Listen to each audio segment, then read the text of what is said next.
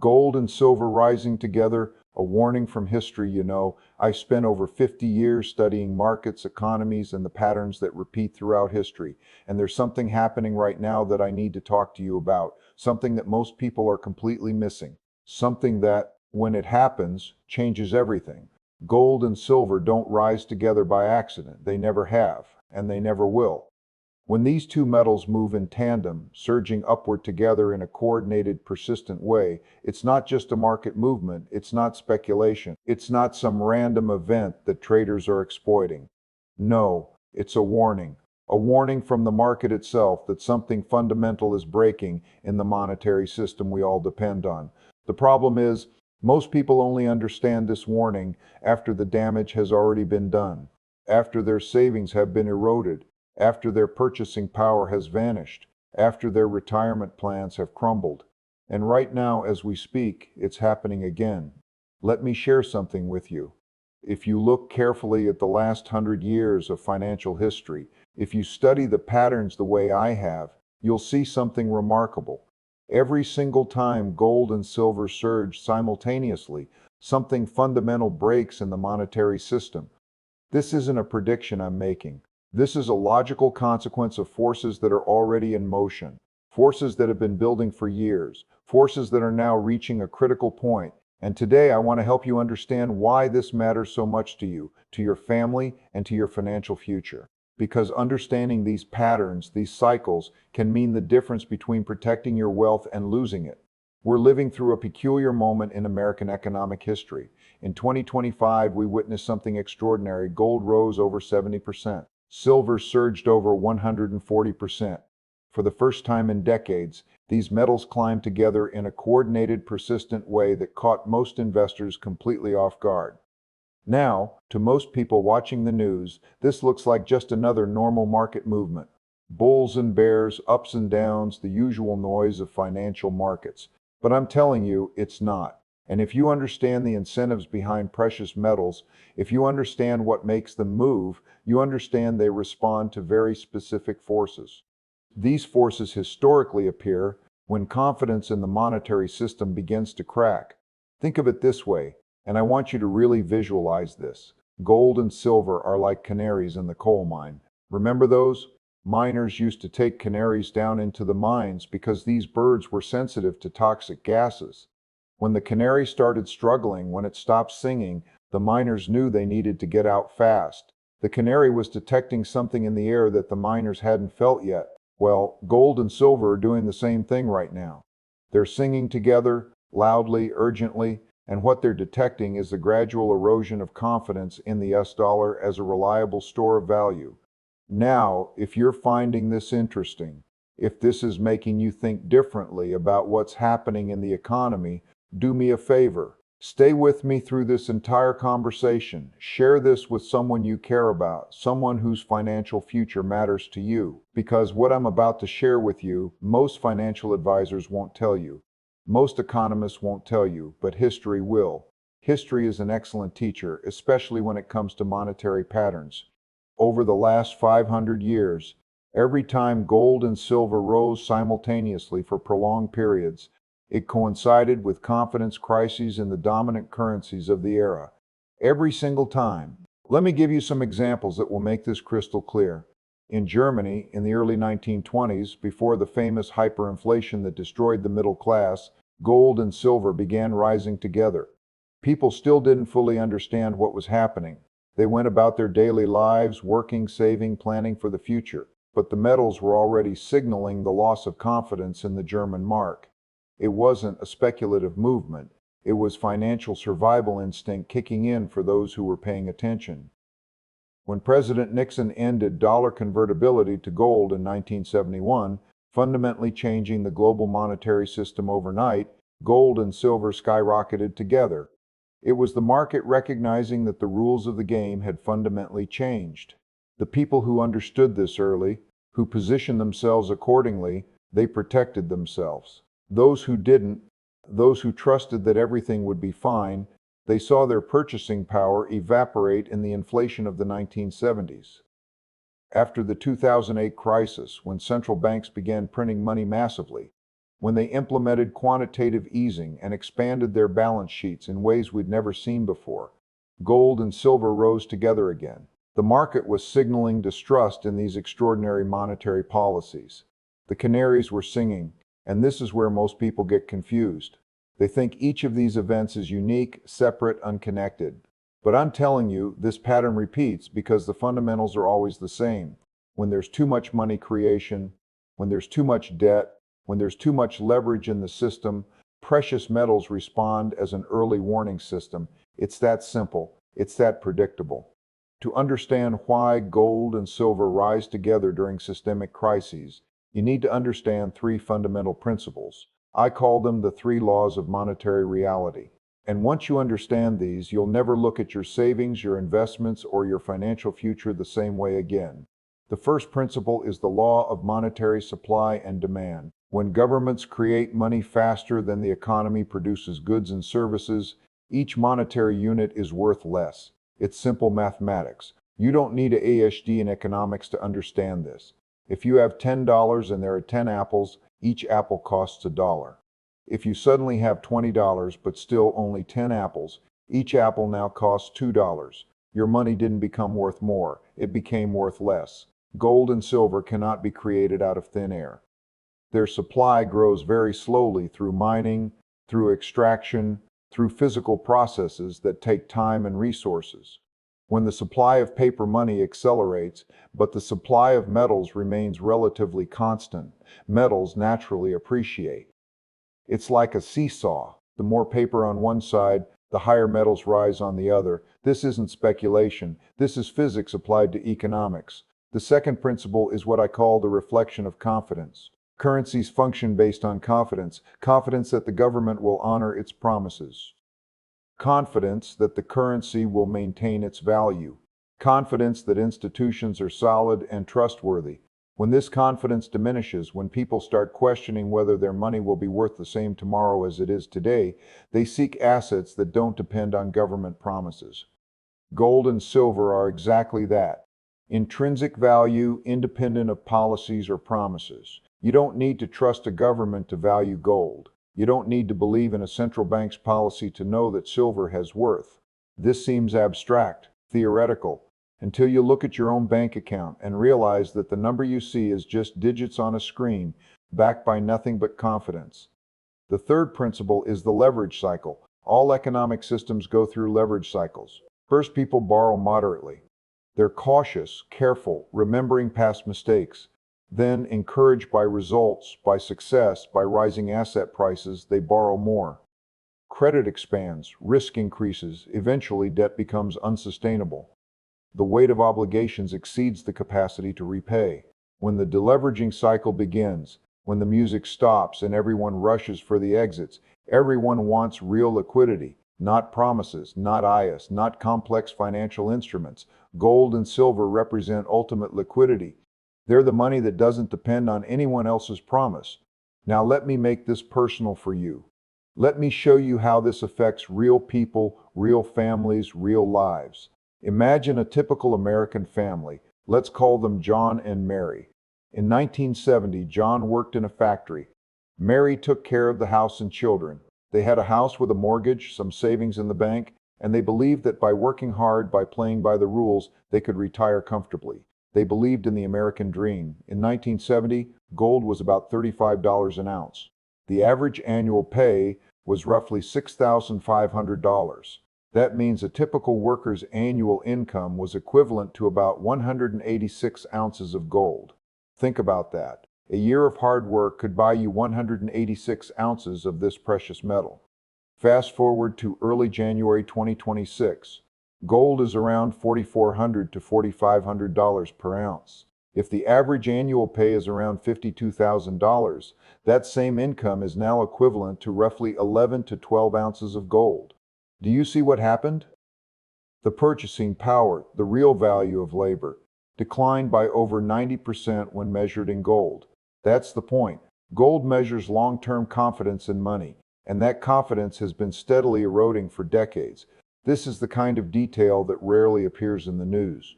You won't see this on the evening broadcast, you won't read this in the headlines, but it's the truth that determines whether you can retire comfortably or whether you'll be working into your 70s. If you're still with me, if you're starting to see the patterns I'm describing, I want you to think about someone you know who might benefit from understanding this. Maybe it's a family member who's nearing retirement. Maybe it's a friend who's working hard and saving but doesn't understand these deeper economic forces.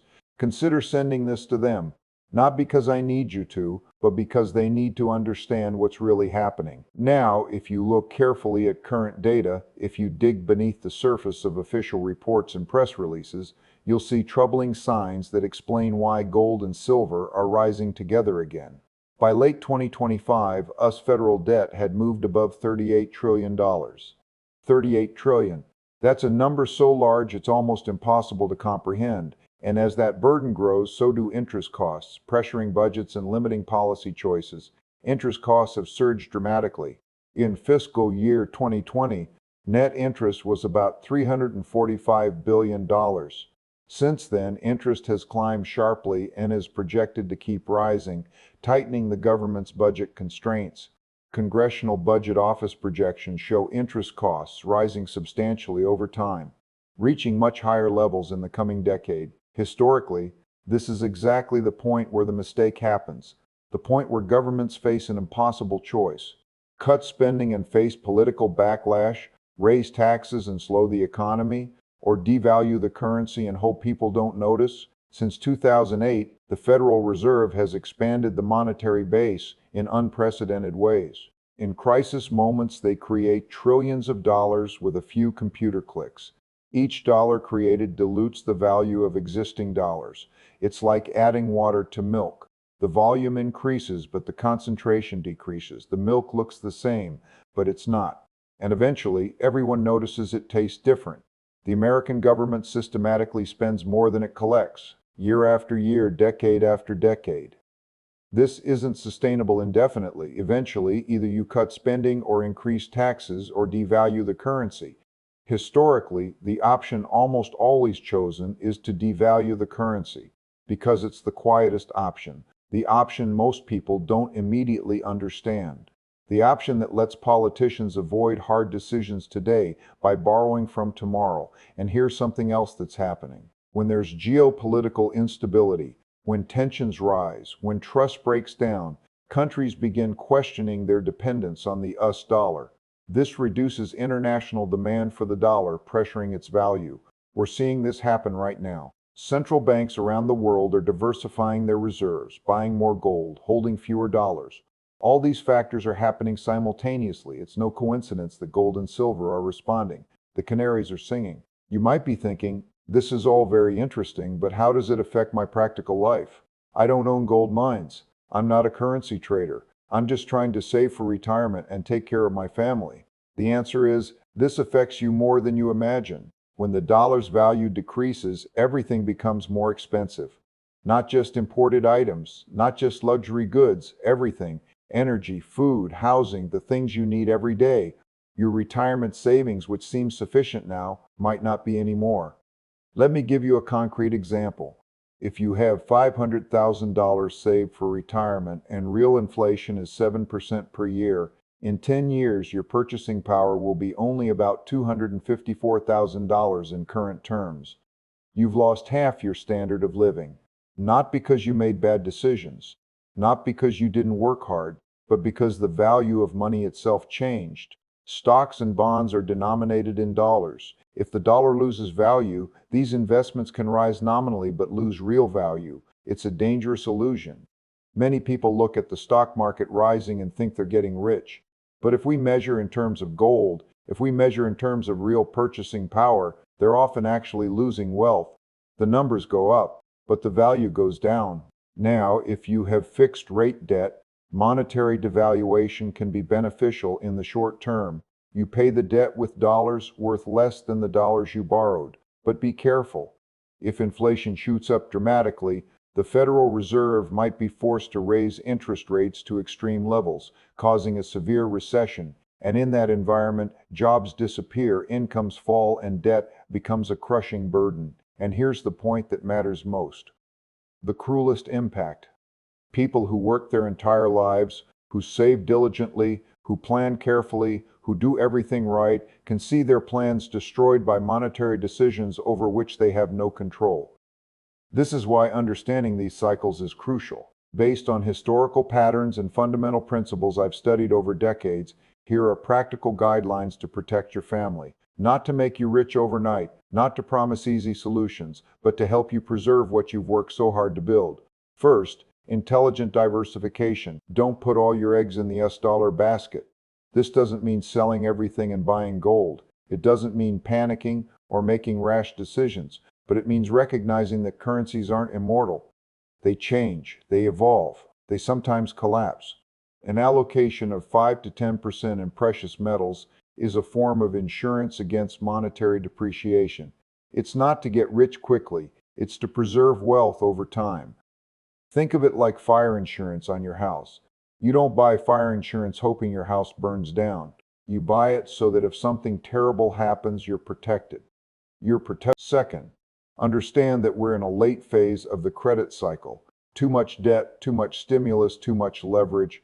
Historically, this ends with a major correction. I'm not saying when, I'm not saying exactly how, but the pattern is clear. Maintain sufficient liquidity to take advantage of opportunities when the cycle turns. When everyone is selling desperately, when fear dominates the markets, the best opportunities appear. Third, the best protection against economic uncertainty are valuable skills and deep knowledge. These things cannot be devalued by politicians or central banks.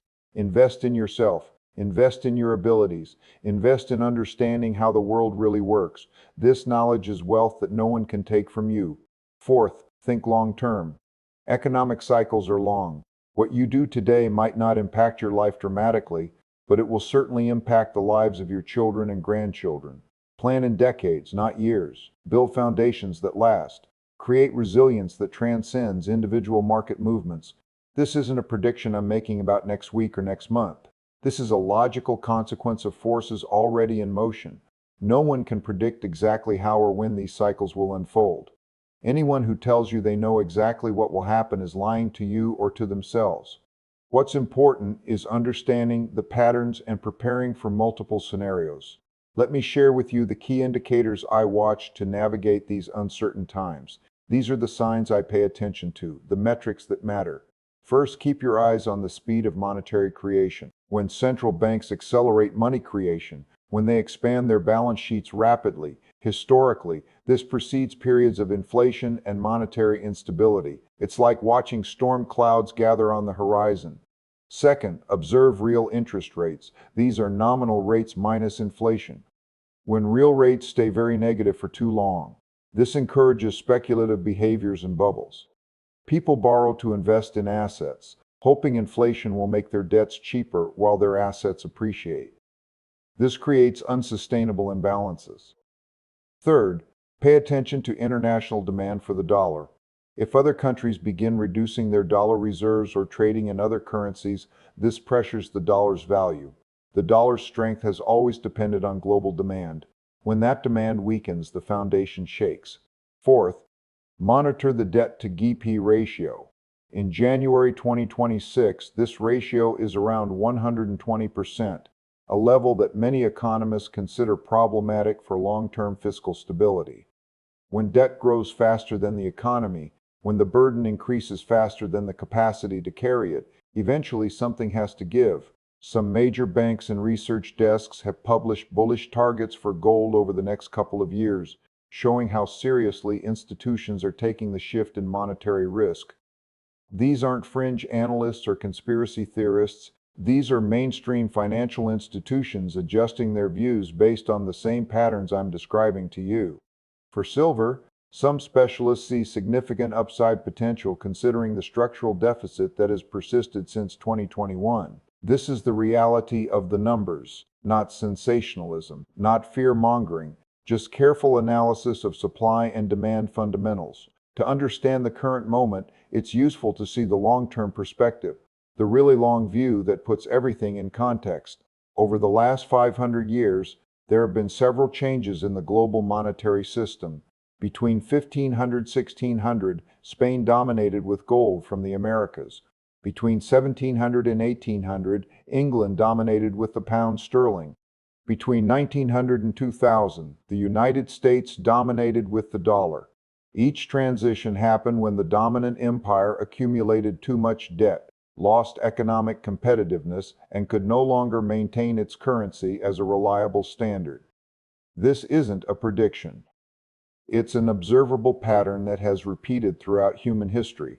The United States still has many advantages: technology leadership, world-class universities, deep capital markets, a strong legal system, incredible entrepreneurial energy. But it also has growing disadvantages: high debt levels, persistent deficits, political polarization, aging infrastructure. Supply chains for critical metals are concentrated geographically. When demand spikes, that concentration can amplify shortages and volatility. Recent reporting tied to the World Silver Survey shows industrial demand around 680.5 million ounces in 2024, with solar demand near 193.5 million ounces. This highlights that silver's story is not only monetary but also industrial. Silver has had a structural deficit for 5 consecutive years as industrial applications continue expanding. Solar panels, electric vehicles, electronics, medical devices, all of these require silver. All of these industries are growing. The demand is real and increasing. If you look carefully, all the patterns are aligned. The question isn't whether there will be changes in the global monetary system, but how and when. And more importantly for you, how prepared you'll be when those changes accelerate. Economic cycles teach us some fundamental lessons. Lessons I've learned over 50 years of studying markets and economies around the world. Nothing is permanent. Systems that seem solid, that seem eternal, can change quickly. The pound sterling dominated the world for 200 years, then lost that position in just a few decades. Confidence, once lost, is almost impossible to recover. Extremes always correct. When there's too much of something, whether it's debt, speculation, or optimism, eventually there's a correction in the opposite direction. The pendulum swings, always. Preparation is everything. People who navigate crises best are those who prepare during good times. When everyone feels safe, that's when you should be most careful. When everyone feels fearful, that's often when the best opportunities appear. Diversification is protection. Never depend completely on a single currency, a single government, or a single type of asset. Spread your risks. Build redundancy into your financial life. In 2025, we saw exactly this happen. When investors realized that gold and silver were entering a structural bull cycle, those who positioned themselves early captured extraordinary gains. Those who waited to be certain, those who needed more proof, they missed most of the movement. History is repeating, but with new nuances, new technologies, new players, new dynamics. But the underlying patterns remain the same because human nature remains the same. Fear and greed, confidence and panic, boom and bust. If you've stayed with me this far, if you're really thinking about what this means for your financial future, I want to thank you. Most people won't take the time to understand these deeper patterns. They'll trust that someone else will take care of it, that the government will fix it, that their financial advisor will protect them. But your financial future is too important to delegate completely to others. Consider what you've learned here today. Consider sharing these insights with people you care about. Not because I need you to spread my message, but because understanding these patterns can genuinely help people protect what they've worked so hard to build. If you look carefully at the simultaneous rise of gold and silver, you'll see it's not just about precious metals, it's about cycles. It's about patterns that repeat throughout human history. It's about the fundamental nature of money, confidence, and power. History teaches us that all monetary systems are temporary. What varies is only the duration and form of transition. We don't know exactly how this transition will happen. It could be gradual over decades. It could be abrupt in a matter of years. It could involve new forms of money we haven't yet imagined, digital currencies, blockchain technologies, innovations we can't predict.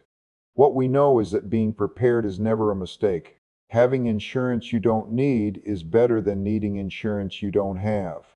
When gold and silver rise together, they're telling us something important, that the current system is under stress, that changes are coming, that prudence is more valuable than speculation. It's not cause for panic.